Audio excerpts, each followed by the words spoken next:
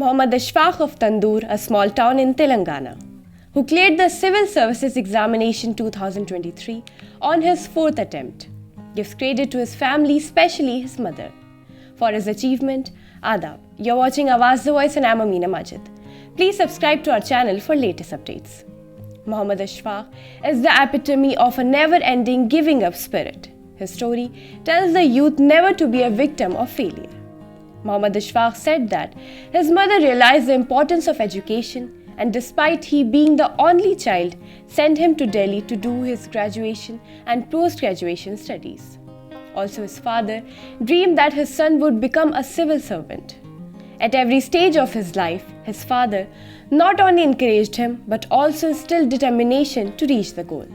Mohammad Ashfaq said that at the time he thought of picking a corporate job, but his father reminded him of his dream and goal. Mohammad Ashfaq was a bright child from the beginning. He passed his SSC from Janapriya High School and completed his graduation in economics from Sri Ram College of Commerce in 2020. 2 years later, he completed his masters in economics from Delhi School of Economics. He joined coaching for the civil services from his intermediate class.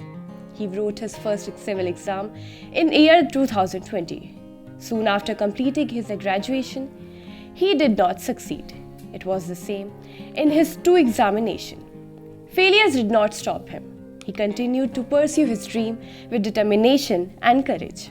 He said that instead of being discouraged by failures, one should get motivated and try to move forward by addressing one's shortcomings.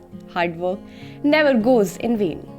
Mohammad Ashfaq said that as a civil servant, he will focus on the development of the country, service to the people, as well as the elimination of corruption.